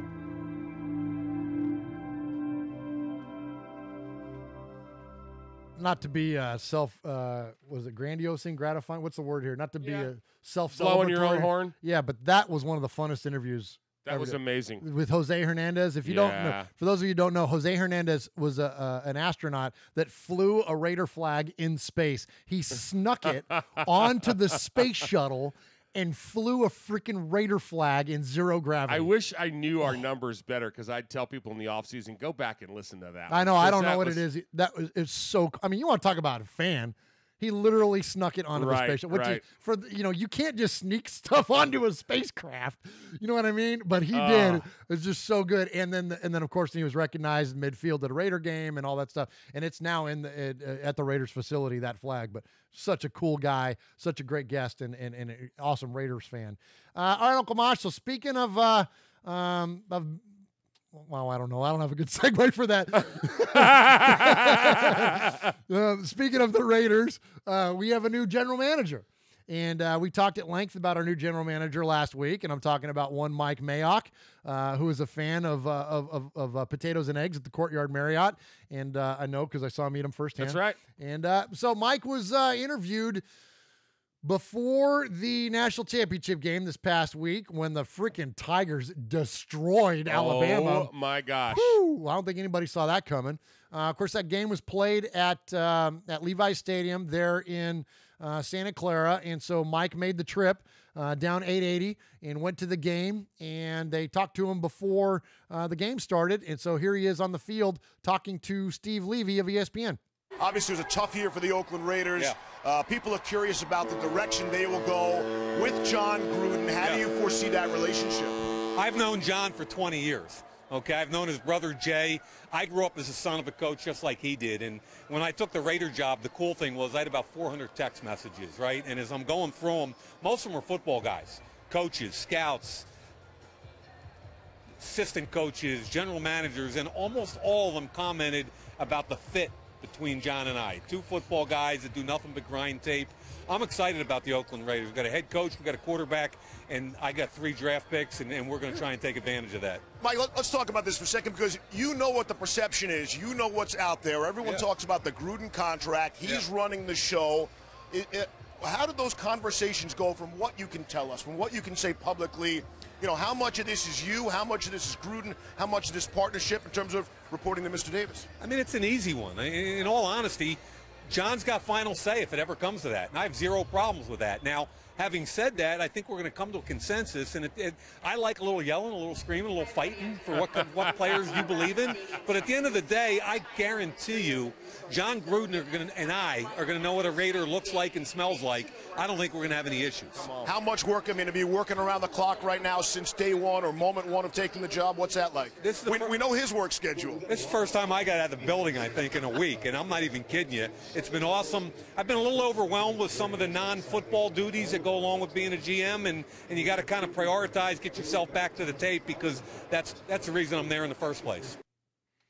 All right, pretty cool stuff there. So you notice, did you catch that? He slipped that in there. We got a coach, we got a quarterback. Yep. Anybody out there saying that Derek Carr is going to get traded? Now, look, I never say never, but you don't just slide things like that into just the way that just came out. Yeah, that's not just course of conversation. Exactly. So Mosh, the big story kind of around this that came out this week in the wake of these comments were, oh, Gruden's got the final say. Gruden's got the final say. Well, didn't we know that already? Like, that's not breaking news, is it, Mosh? I don't think it's breaking news. I mean, why do you hire a guy for $100 million and not give him the keys? Yeah. You know? Yeah. I don't think that's breaking news. And we speculated that Mayock was going to be the guy to kind of, John, work on his weakness. We clearly Gruden knows what we all know, that he's not the best talent evaluator at times, or at a minimum needs help in breaking players down in terms of the draft. And so he got the best guy in the world to help him do that. Like, I think it's great, man. It's good stuff there. I would like to see those two at a restaurant. Yeah, because there's gonna be a lot of beef consumed. There's gonna be a lot. There's gonna be a lot of eating and grunting and sweating going on, and probably a few beverages. And don't you know, those are the kind of guys that, like, they probably don't talk about anything else. Yeah, they're probably talking shop every right now. conversation. Yeah. And then the check comes. And then the check comes, and Mayock just looks at him, and he goes, "What?" He's doing his he's giving him the fachalunga. Yeah, 10 times 10. What? And he's gonna go, "You're kidding, right? 2 checks? We're splitting that? No. No, you got this, John. Yeah, you got this. You got this." Which, it's funny is that, and in a long list of the take shots at us, and look, we don't do ourselves any favors. You only win 4 games. You open yourself up to that kind of stuff. But anyway, so good stuff there from Mike Mayock, and going to look forward to what he's going to do for us as the general manager of the team. So we lost our feed again, but we're going to go ahead and we're going to jump right in as it's back. We're going to go ahead and jump right into the Sea of Fans mailbag. There he is, baiting, looking. He's under the gun. He's caught, he's thrown. It is.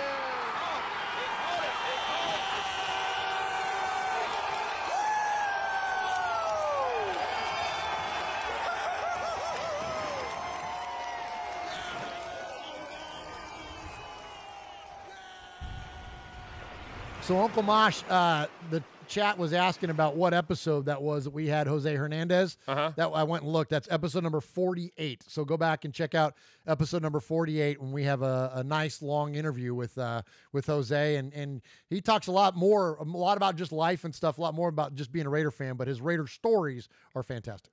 Oh, nice. That's great, man. I love that. I wish I had that button over there where I could do that, where I could read that. Yeah, that's what I need, more buttons. That's what you need more buttons. Where you can read what? No, because you go over there and you go, oh, I just checked on that. Yeah. You got a computer in front of you? Nah, I don't know how to use it. Hey, have I tweeted lately? No, but you've liked some stuff on Facebook, I think. I did do that. Yeah. Hey, so we got an interesting email. Blake Allen sent us this email, and it says, it was kind of funny. I was like, okay, I'm not sure where we're going with that. All right. But he says, Derek Carr defiantly stepped, and this is his words, not mine. Okay. Stepped it up this year, guys. I think he meant to say definitely. Guy gets sacked around 50 times, and he didn't break anything or complain. I mean, I'm sure you agree some of the sacks threw himself on the ground and went into the fetal position, saying, don't hit me. Okay. Do you think Derek will be able to go a year without getting hurt again? When he broke his leg, he said it was because he didn't go down and he tried too hard. So in your eyes, so you think he redeemed himself this year with any rumors about him being weak? My favorite is when he said this year he never cried on the field. When he broke his leg and when Gruden pulled him out this year after getting sacked, he definitely was full-on crying. Raider fan or not, DC can lie saying it's false. But I know you guys know the truth. My bad for ranting. You think it's over getting hurt? I don't think we will ever be. Blake Allen. Okay. I'm not sure what Blake's asking. All right. Let me try. Is he calling out DC? Well, let me try to dissect that, and I think I know what he's trying to say. I think Blake is asking us, do we think Derek is damaged goods? Did Derek hit the turf a little quicker than what he would in the past because he's skittish now and doesn't want to get hurt? I think the answer to that question is probably yes, but I don't think that it's unfounded. And the reason I say that is that when you get hit all the time and you get sacked an unprecedented amount of times, you're going to get a little gun shy. Plus, I think, frankly, he's been coached to do that. That he's been coached, look, don't force things.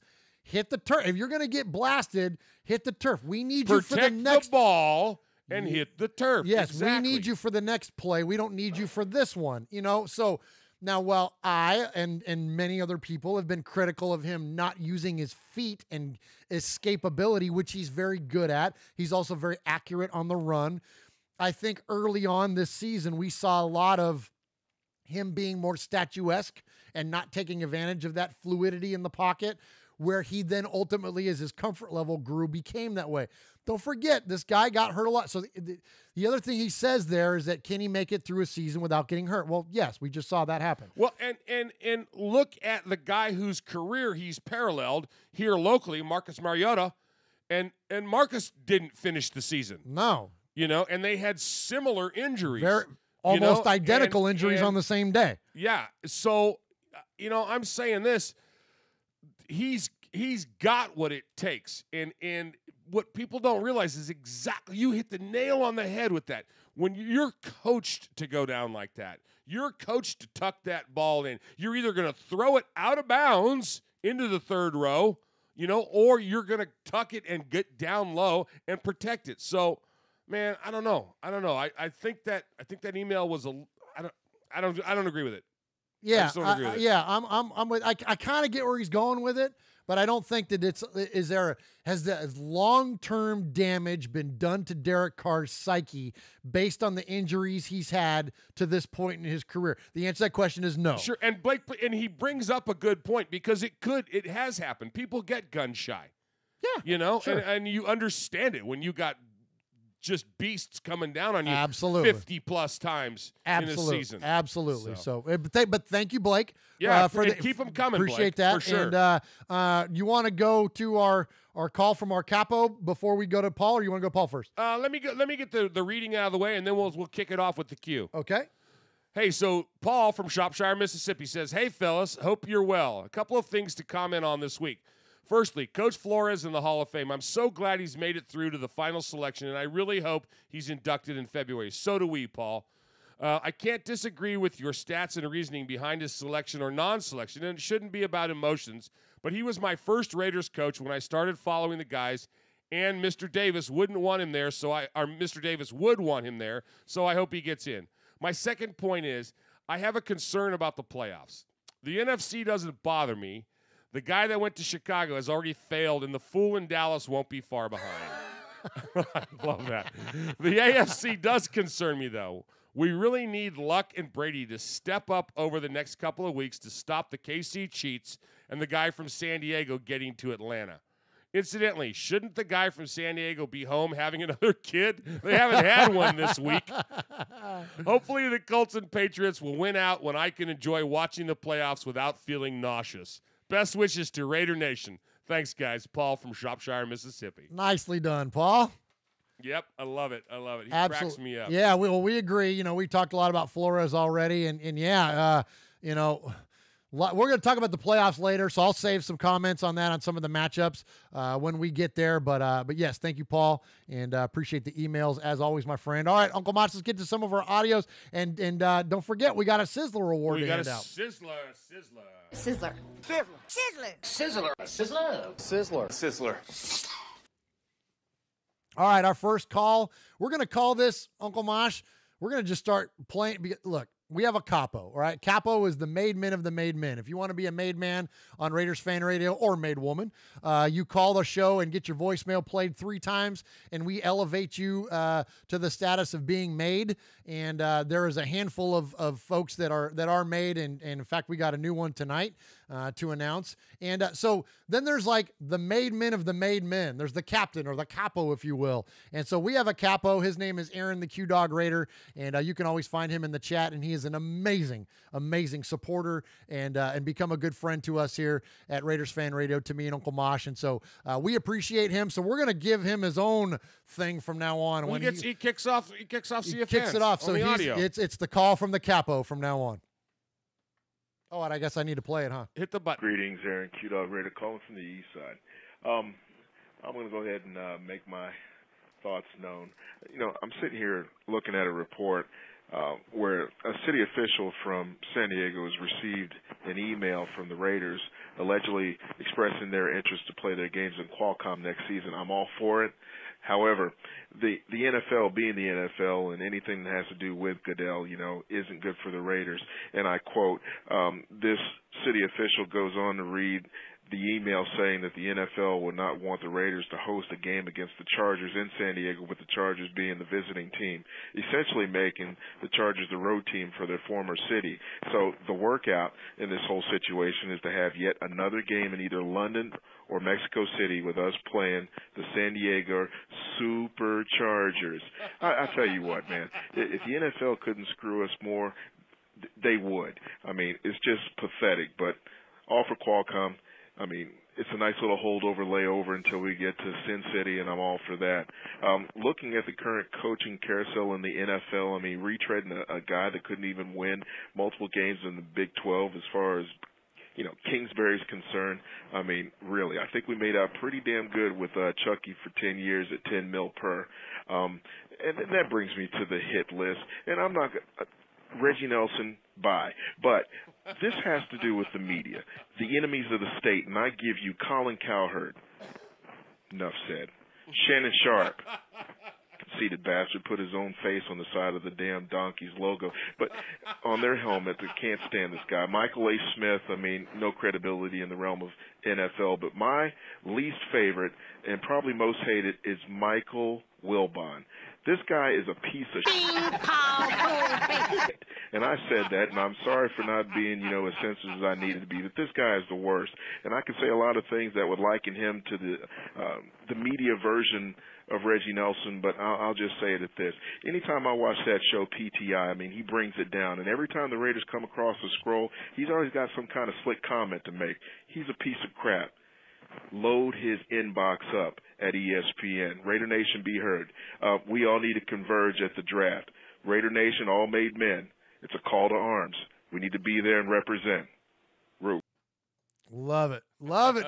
He's one of the best, Uncle Mosh, no doubt. So thank you. Thank you for the call, Aaron the Q-Dog Raider. Yeah, and you know, This is one of the things that I'm so happy to hear sentiments like this echoed, because I'm with him. Like when I watch, and I rarely watch ESPN anymore. And I used to watch it a lot. I used to watch PTI and all those shows a lot. Sure, we all did. I watch them a lot less. I tend to watch NFL Network more. I watch Rich Eisen and Dan Patrick now. But because of guys like Colin Cowherd, and he mentioned Shannon Sharp, Michael Smith, and Mike Wilbon.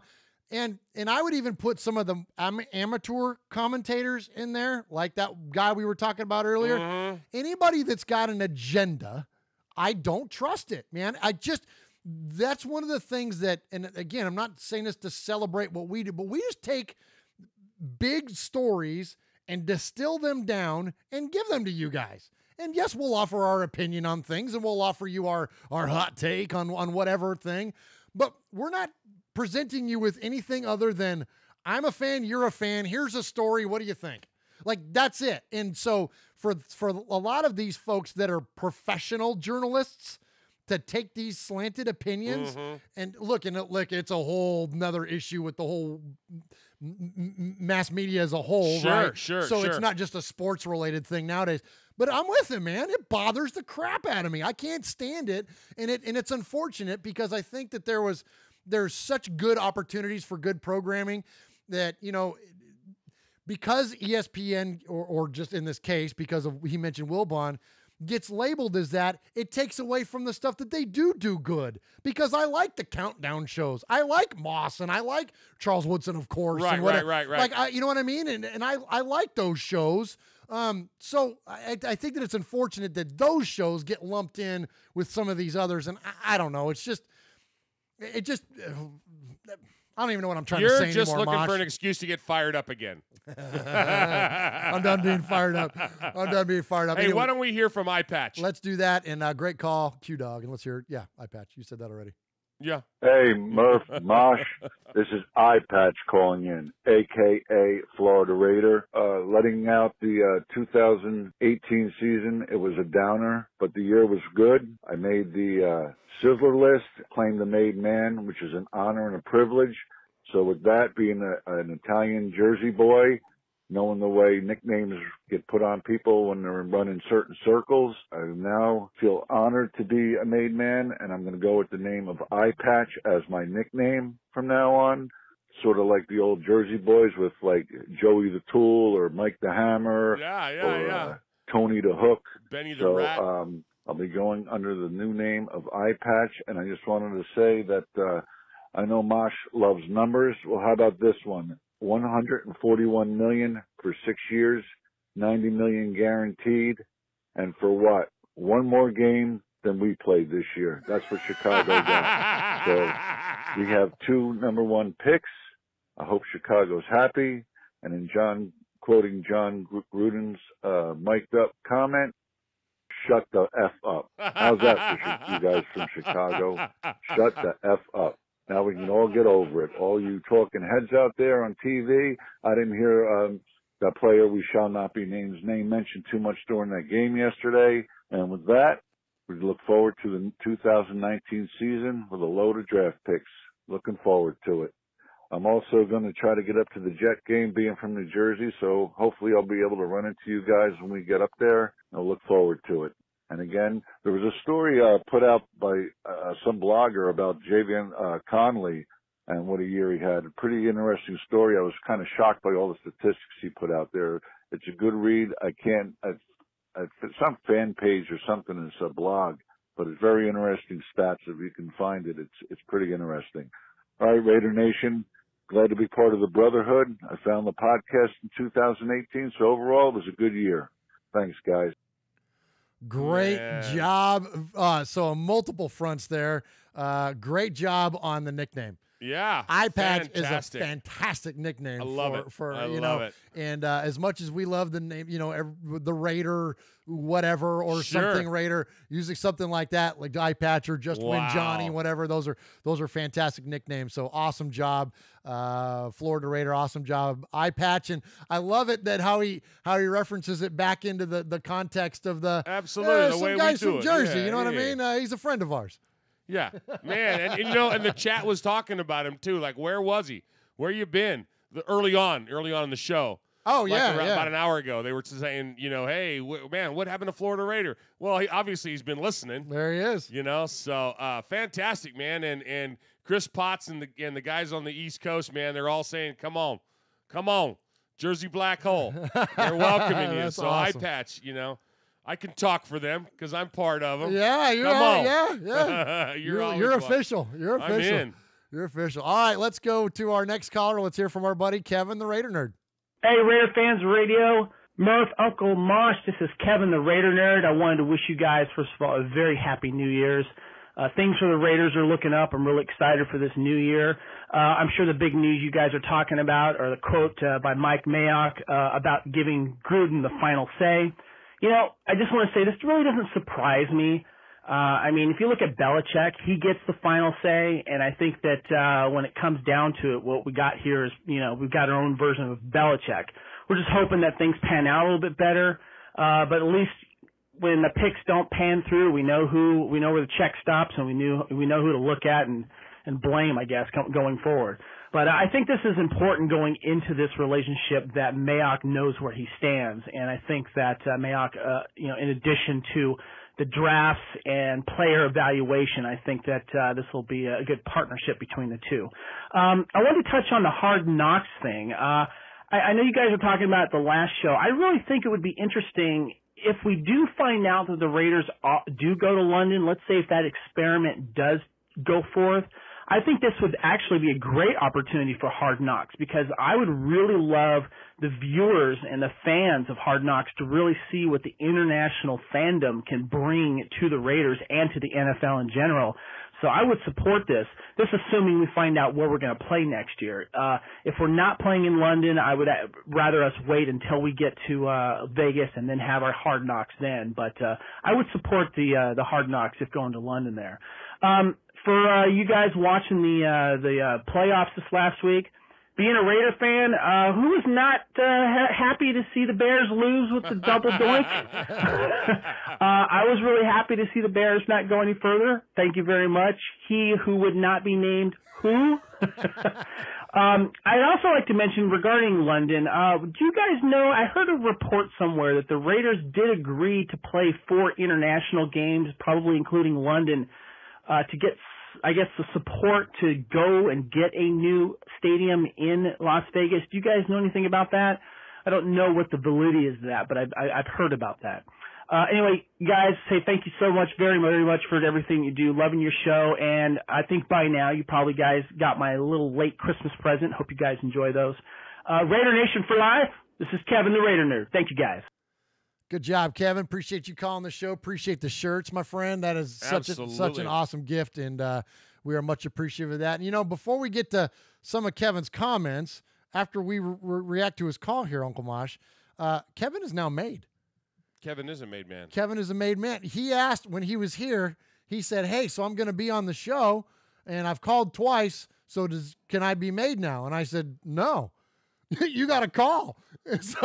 So Kevin called. So this is now his 3rd call. He's lucky in a lot of respects because I haven't forgot about the chair. and he's in your spot. And the other thing is, you don't ask about being made. Oh, so we make him call one more time? Absolutely not. Are you kidding? I'm wearing an awesome shirt he gave me. So congratulations to Kevin for being made, and so we'll hit that. We'll hit that music here. But what do you think, real quick, Mosh? Before we do that, what do you think about the idea of them being the Raiders being on Hard Knocks and doing it from London, if that were the case? I'm not a big fan of them doing Hard Knocks now. I want to wait. I want to see Hard Knocks in Vegas. Yeah, me too, man. But I, the rules with Hard Knocks. Here's the reason the Raiders will never be on Hard Knocks. Because they take a team that's not good. You can't be in the playoffs, right? Right. Sorry, we're gonna be in the playoffs. Oh, so there you have it. Good point. That's it. Done. That's enough said. Done. Okay. You are a made man. You showed you are part of the family by participation. By chance, a man like yourself should make enemies then they would become my enemies. Showing you are a friend of Raiders Fan Radio, you have leapt across the line. Friendship is everything. Friendship is more than talent.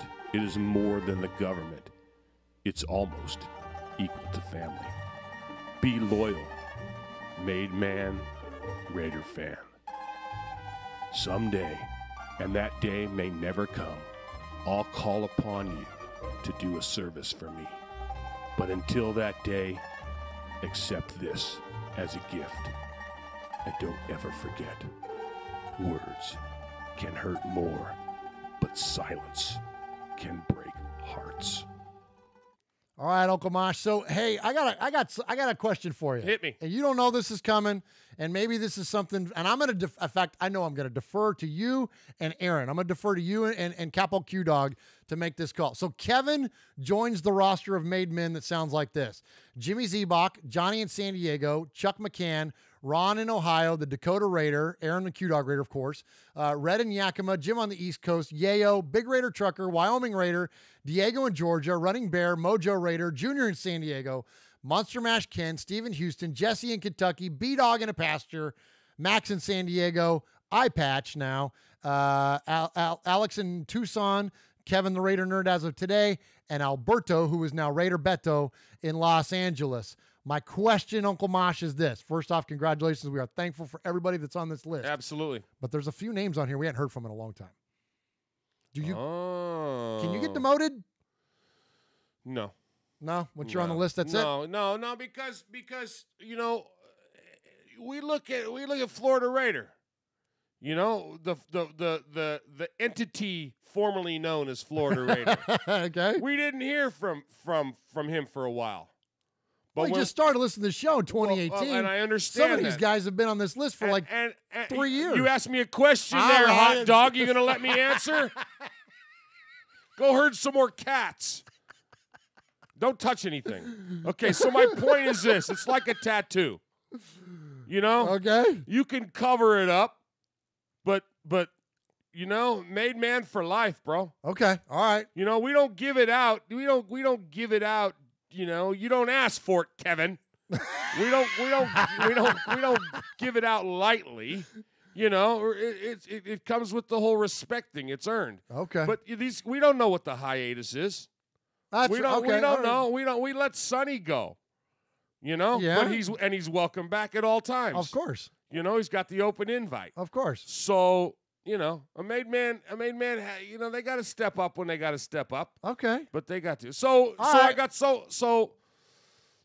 tonight we heard from Kevin the Raider Nerd. He talked about London. He talked about the comparison between Belichick and Gruden, and he talked about Maylock knowing his role, and then all of a sudden Eye Patch pops on, man, and he killed it. Killed it. You know, he talked about the $141 million, extra game, and the debacle that was, and then all of a sudden he ends it with "shut the F up," right? But so an unprecedented event, you know, that's gonna happen tonight is a double sizzler. What? Yeah, Q Dog can't do it because Q Dog he's got his own segment. Yeah. But tonight, Eye Patch, you and Kevin Raider Nerd, nice. You guys share the sizzler. Sizzler. Sizzler. Congratulations, Eye Patch, and congratulations, Kevin. Double congrats to Kev on being a made man. Made man and a sizzler in the Proud same of you, night. big guy, and thanks again for the shirt. You know what? That might be the first Triple Crown. Oh, it might be the first Triple Crown winner. Nice. We are Metallica, and we are here for your Oakland Raiders! You know why we out here, and we ain't playing around today. From The Walking Dead to errant Jedi Knights, Raiders fans are a rogues gallery.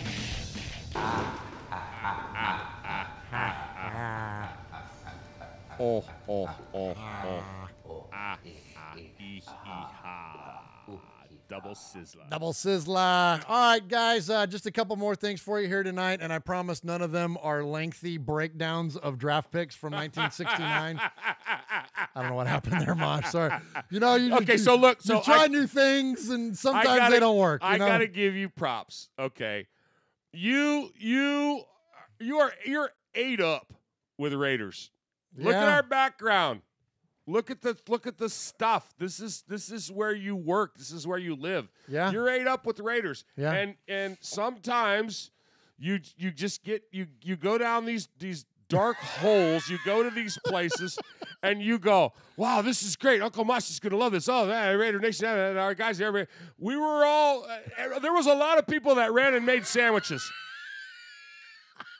But then you turned around and you pulled a frickin' soundbite of Al from a gazillion years ago, and you equated that to what's going on. So props to you. All right, thank you, Mosh. You know, Babe Ruth struck out how many times? That's right, yeah. You know, and so did Reggie Jackson. And so did Reggie Jackson. I had that. That was one of my numbers things one time. Yeah, you sure did. We talked about that. So.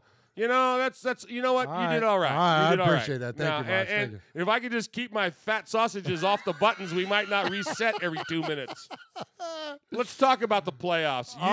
Who did you pick last week? All right, so I picked a lot of roadies last week. Yeah, you did. And, you picked 3 of the 4, but you had them in the wrong. Had them in the wrong spot. So I had the Seahawks who lost. Right. So I missed that one. I had the Colts who won. Right. Let's see. Who'd you have in the Baltimore game? I had the Ravens winning at home, didn't I? Yeah, you sure did. And sadly, and they almost came back. Lamar Jackson, man, 21 years old, man. Ooh. He's gonna be something in this league. He's gonna be a lot of fun to watch. But yeah, I missed on that one. And then, but I hit on the other, right? I picked the Bears losing, right? Well, everybody in Raider Nation picked the Bears losing. Right. I wouldn't be able to retain the title of Raiders fan radio host if I picked the dang, pick the Bears or pick the Cowboys, which I wouldn't have picked them anyways. But yeah. So cute dog just said Babe Ruth struck out more than Mosh's ex-wives.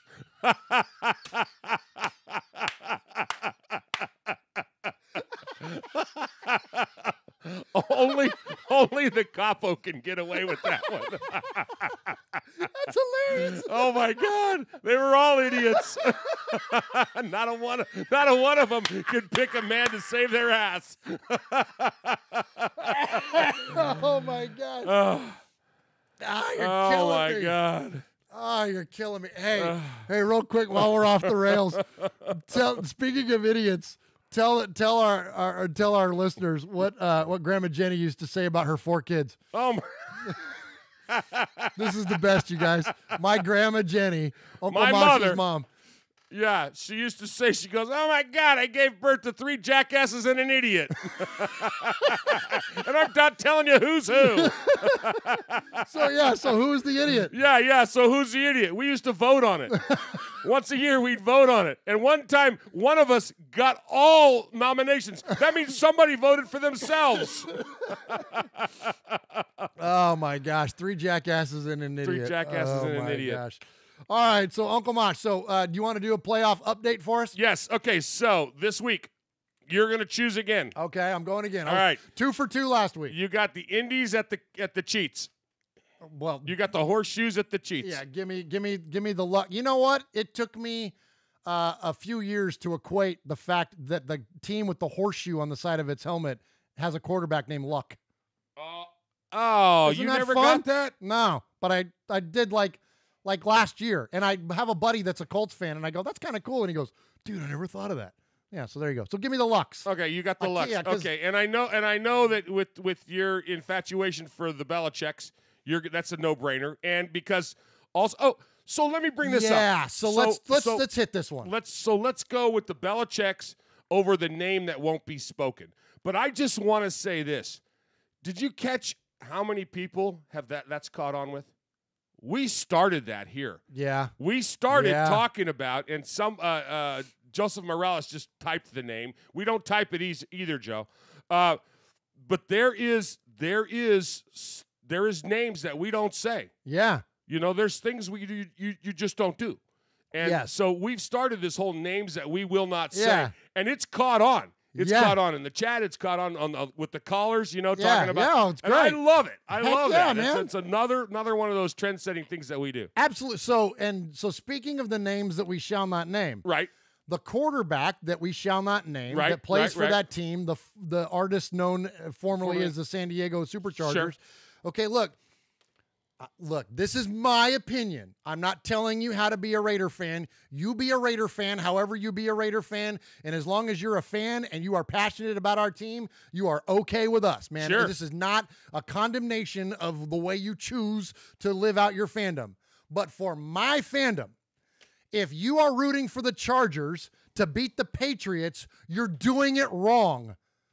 The Patriots are not your rival. The Chargers are your rival.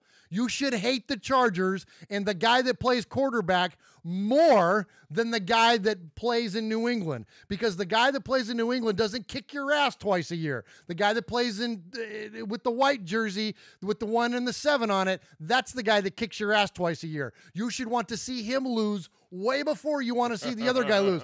I'm not telling you to not want to see the other guy lose. I get why you want to see him lose too, but when these two are matched up together, no, you want to see the freaking Chargers take a crap, not the guys from New England. Right, exactly. And you know, it's so funny. That's a perfect rant. That's a perfect rant, Murph. And we just experienced that here in Tennessee. Because all people that don't know this, and they'll be able to see it when they come here for the draft, but all the trees in Tennessee lean towards the southeast because Alabama sucks. and that's for sure. So you don't know how that's a many... bad word to some people's kids around here. You don't say Alabama. You don't say Crimson Tide. No. You know, the best thing about Alabama losing was that we didn't have to see the words Roll Tide on Facebook for days. Ridiculous. You know? Yeah. But so it's true. Okay. All right. So that's a no-brainer. That's give me the Belichick. The Belichick. Yeah. Okay. So I'm gonna save this other one for last. So you got the Cowgirls. Okay. Yeah. The Cowgirl. You're making the face. Yeah. The Cowgirls are traveling. Yeah. All right. Are you going with the Cowgirls? Or are you gonna go? Where are you going? Well, it's the Saints, right? They got to go to the Superdome. No. Philly's going to the Saints. Oh, Philly's going to the Saints. That's why I was saving them.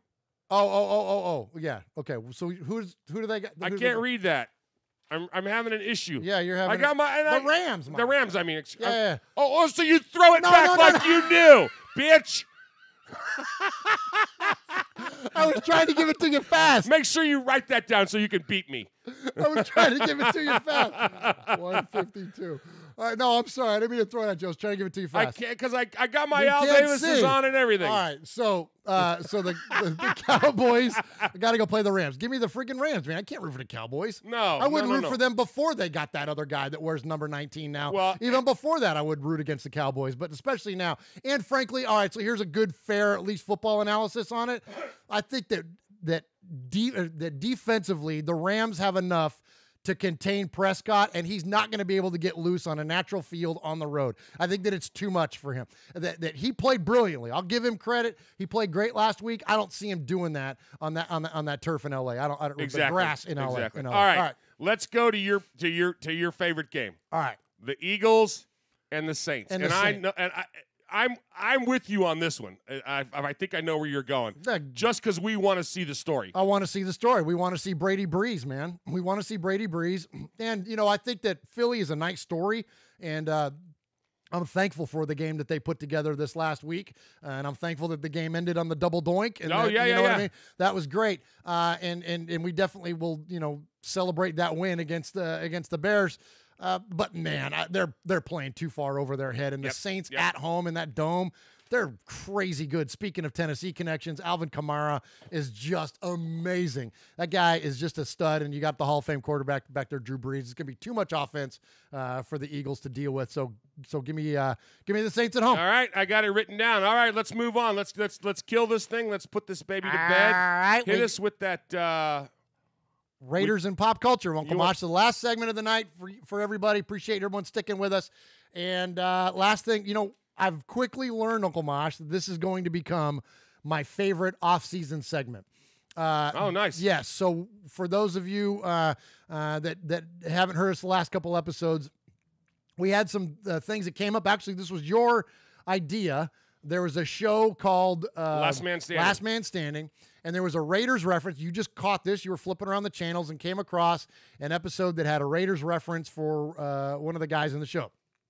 So I dug it up, and I played it, and I said, you know what would be kind of fun, Uncle Mosh, is to have a segment called Raiders and Pop Culture. Well, we'll uncover, you know, whether it be music or movies or television or games or whatever, times when the Raiders have come up. And so we did that one, and then I started getting a whole bunch of people sending me clips of things. Perfect. Which has been great. So, and I've watched all of them already, and they're awesome. And so keep them coming. So if you see the Raiders mentioned or referenced somehow in terms of a television show or a movie or whatever, shoot that stuff to me, and I'll accumulate these things. In this offseason, we're going to feature them one every week, and we'll call it Raiders and Pop Culture. So our buddy Greg in Tennessee, who is my buddy, he's your kin, right? You know what I mean? My son-in-law. My kin by marriage, right? Great guy, Greg. And so he heard this and sent us an amazing clip of Kenny Stabler hawking motor oil. I love it. Here's the new Pennzoil that saves gasoline. And Kenny Stabler, quarterback of the Oakland Raiders. New Pennzoil PZL. The Pennzoil that saves gasoline. That's right. You know the Pennzoil in this can? It really does help you go farther on a gallon of gasoline. And it saves you oil changes, too. They call it Pennzoil PZL. I call it a winner. All right, there we go. There's Kenny Stabler hawking Pennzoil. So what you don't see in the, because you can't see because you're listening to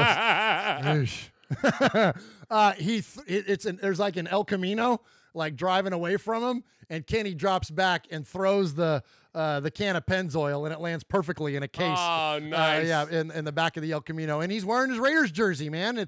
He's wearing his number 12, and so it's really, really cool. So lots of Pirate 1975, Art Rodriguez. Thank you to all of you that have joined us live here on the chat. Thank you for sticking with us through the early audio issues. We're going to continue to work this thing out. And so, yeah, that's all we got. Thanks for my kind of scatteredness early on. I get a little bit frazzled. I'm not a pro, so when things don't go right and I have to produce the show and co-host the show at the same time, I get a little frazzled and lose track on time. So thank you guys for hanging with me and hanging with us through all of that. And so with that being said, thank you for your continued support of Raiders Fan Radio. And I'm out. I'm going to turn it over to Uncle Mosh. Oh, man. Well, for Murph and the herd of cats that we raided tonight, this is your old Uncle Mosh.